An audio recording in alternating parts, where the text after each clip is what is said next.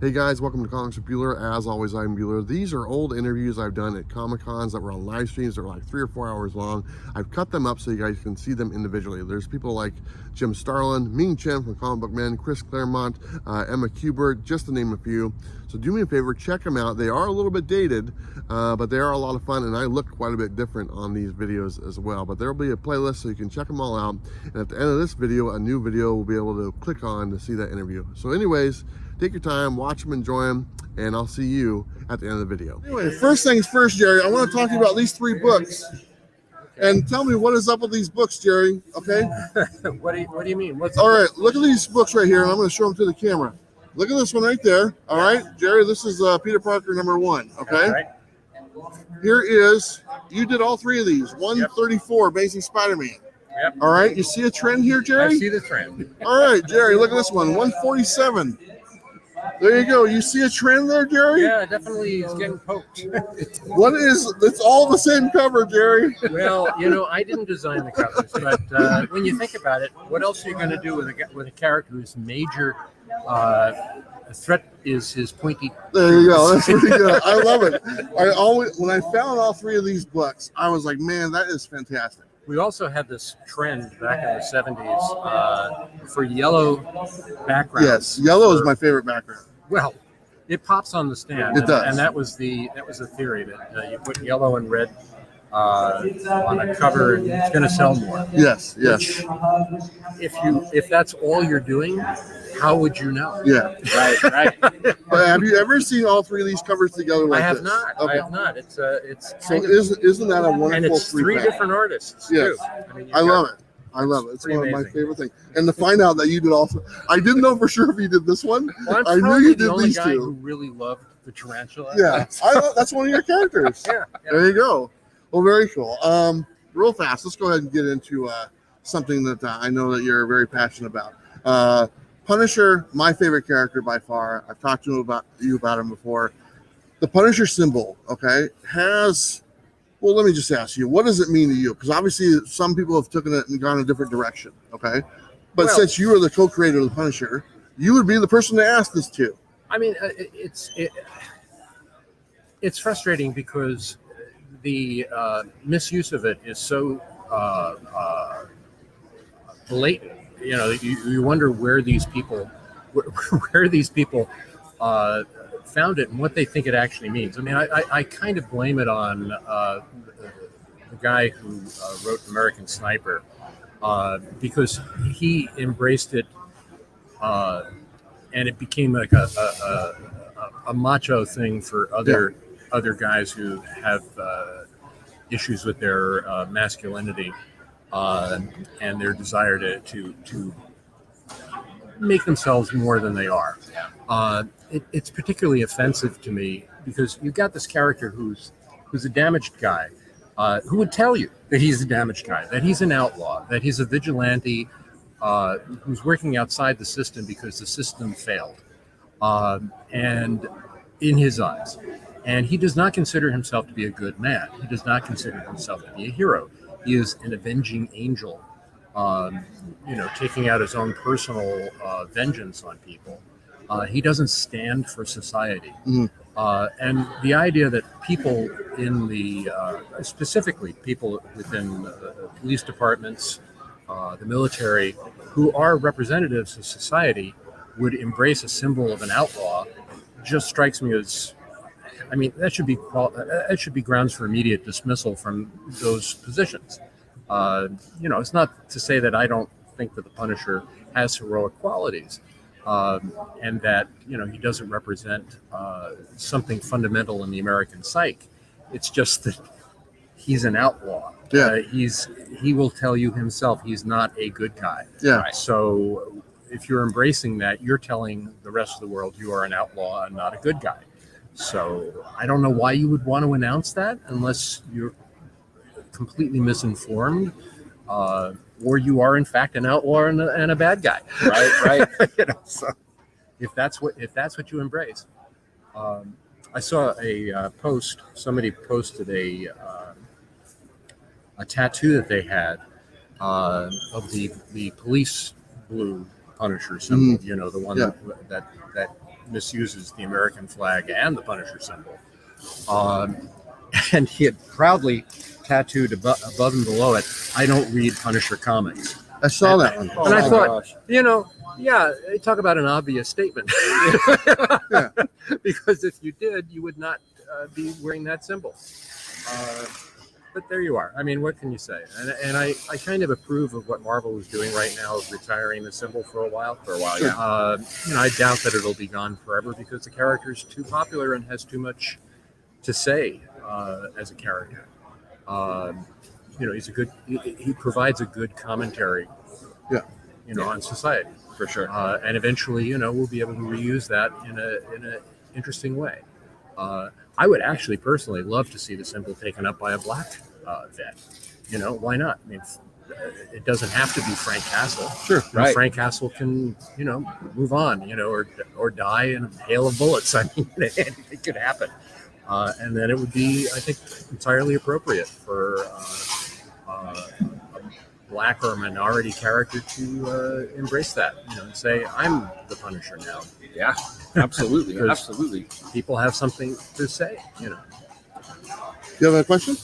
No, I just wanted to talk about. There was some post that he had made a while ago about the comics industry, Yes. and definitely wanted to talk about that. You made you do quite a few posts, to be totally honest, and they're all You very, can't stop me. very entertaining, to say the least. But you made a post last year about the comic book industry, and you made many posts about the comic book industry. Yeah. But really, the one that you put out there was something that we actually made a show around. Just what you had said about actually kind of starting from zero. I mean, Yeah. like canceling everything, redoing everything. But the thing that got me was the distribution and how comics are distributed and how that has to change. Yeah. If you were in charge again, what would you be doing to bring these comics to the masses how they used to back in the 80s and 90s and 70s? Well, I mean, it's hard for me to answer from a marketing point of view because I'm not like a marketer. But I would simply think that the audience that you want to find for comics is the youngest possible audience, because that's basically what these books were created for, and I think there's a tremendous value to comics for older readers, comics that can be read by younger readers and older readers, comics that are specifically aimed at younger readers and comics that are specifically aimed at older readers. It seems to me that you go where the readers are. Yeah. And right now, manga, for example, Yes. sells tremendously in bookstores, and in other venues that exist specifically for that market. So I would think, first try to go where the readers actually are, which is young readers in bookstores in the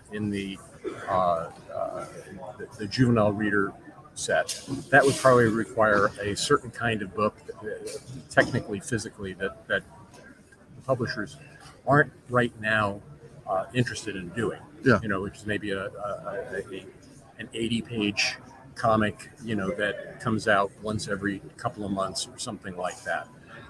Then the other thing is try to get back on what the equivalent of a newsstand is. I know that in the old days, not the old days, just recently, 4 or 5 years ago, DC tried, putting out these books through Walmart. Yeah, Walmart and Target. Yeah, but Walmart and Target are still, kind of they're less than a casual place. The old newsstands were a place that you went to on a fairly regular basis. You go to Walmart a couple of times a month as a parent to buy everything that you need to buy for the month. Mm-hmm. And if you bring your kids with you, you've got a lot more on your mind. How about a supermarket? Yeah, grocery store distribution stain. I mean, you've got these. You already got a sales mechanism at the checkout counter for all these newspapers. Inquirer and News of the World. And for the moms, why not have books right down there at the level for the kids, right, that are priced, at an appropriate price point of maybe $1, $2, cheaper paper. Go back to the roots. Of what they were, and make that the entry point for kids. Yeah.